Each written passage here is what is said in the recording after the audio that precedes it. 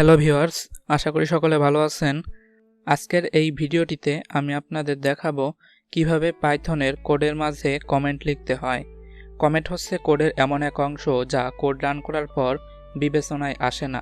আমরা কোডের কোন অংশে কোন কাজ করেছি তা বোঝার জন্য কোডের মধ্যে কমেন্ট করে রাখতে পারি। একটা কোড আমরা যখন অনেক বড় ধরনের কাজ করব তখন আমরা অনেকে মিলে কোডটি ম্যানেজ করব। দেখা যাবে কোডের কোন অংশে আমরা কোন কাজ করতেছি তা আমরা কমেন্ট করে উপরে লিখে রাখতে পারি। মজার ব্যাপার হচ্ছে কমেন্ট করব যে অংশটুকু, ওই অংশটুকু আমাদের কোড রান করার পরে কখনোই আউটপুটে দেখাবে না।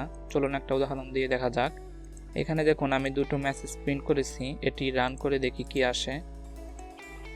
রান করার পরে এখানে আমাদের দুটো মেসেজই আউটপুটে দেখতে পাচ্ছি। তো আমরা চাচ্ছি এই অংশে একটা কমেন্ট করে রাখতে। এখানে দেখুন লেখা আছে মাই নেম ইজ পাইথন, অর্থাৎ এখানে আমি আমার নামটি প্রিন্ট করছি। আমরা এখানে লিখতে পারি প্রিন্টিং মাই নেম।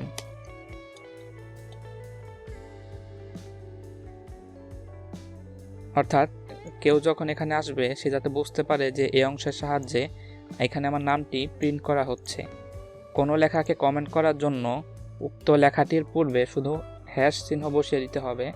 হ্যাশ চিহ্ন দিয়ে দিলে সেটি কমেন্ট হিসেবে গণ্য হবে। চলুন এটি রান করে দেখা যাক কি আসে। সেভ করতে হবে, ওকে। দেখুন আমাদের আগের আউটপুট আর এখনকার আউটপুট হুবহু একই আউটপুট। কমেন্টের কোনো অংশই আমাদের আউটপুটে শো করবে না। মনে করুন যে আপনি একটা কোড লিখতেছেন, হঠাৎ ভাবলেন যে এই অংশের কাজটা আমি আপাতত দেখাতে যাচ্ছি না, বা আপাতত আমি এই অংশের কাজটা করব না, কিংবা ভবিষ্যতে আমি কাজটা করতে পারি, এখন আমার কাজটা লাগবে না, সেই অংশে আপনি শুধু লাইনের আগে একটা হ্যাশ দিয়ে দিবেন, তাহলে এই অংশটা কমেন্ট হিসেবে গণ্য হয়ে যাবে। আপনি এভাবে একাধিক লাইনও কমেন্ট করতে পারেন।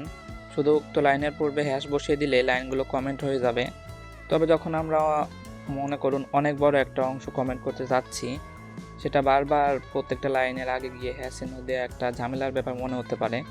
সেজন্য আপনারা চাইলে এই পুরো লেখাটার শুরুতে এবং শেষে 3টি ডাবল কোটেশন দিয়ে দিবেন, তাহলে ওই অংশটা কমেন্ট হিসেবে গণ্য হবে।